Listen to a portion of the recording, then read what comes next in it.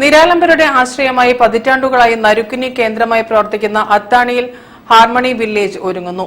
ഇതിലേക്കായുള്ള ധനസമാഹരണ വാരം ഡിസംബർ 25 മുതൽ 31 വരെ നടക്കുമെന്നും അത്താണി ഭാരവാഹികൾ പറഞ്ഞു.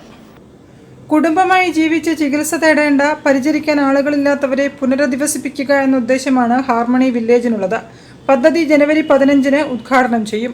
ഇതിനു മുന്നോടിയായി നവംബർ 1-ന് ആരംഭിച്ച അത്താണി ഫെസ്റ്റ് ഓഫ് ടുഗദർനെസ് ഡിസംബർ 31-ന് സമാപിക്കും. ഡിസംബർ 25 മുതൽ ധനസമാഹരണ വാരം നടക്കും.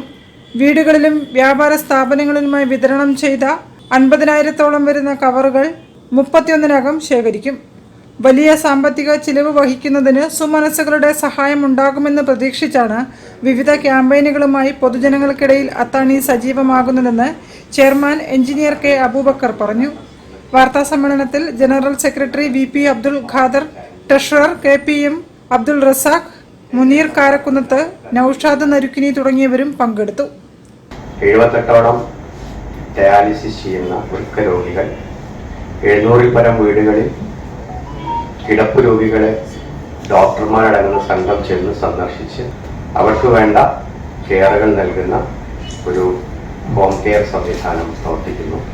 Physiotherapy, counselling centre, speech therapy, psychiatry, day care, OP, അങ്ങനെ ഒരുപാട് 15ഓളം സംവിധാനങ്ങൾ ഒരുക്കുന്ന വലിയൊരു സ്ഥാപനം.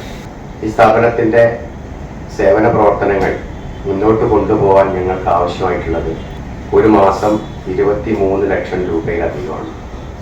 ഇതിന്റെ റണ്ണിങ്ങിന് വേണ്ടിയിട്ടുള്ള പണം സ്വരൂപിക്കുന്നത് സുമനസ്സുകൾ തരുന്ന സഹായങ്ങളാണ് ഈ സ്ഥാപനം മുന്നോട്ട് പോകുന്നത്. News bureau, Kozhikode. വാർത്തകളിൽ ഇനി മറ്റൊരു ഇടവേള. ക്യാൻസറിനെതിരെ പൊരുതാനായി കാലിക്കറ്റ് സിറ്റി സർവീസ് സഹകരണ ബാങ്കും MVR ക്യാൻസർ സെന്ററും സംയുക്തമായി അവതരിപ്പിക്കുന്ന ക്യാൻസർ ചികിത്സാ സഹായ പദ്ധതിയാണ് മാസ് കെയർ.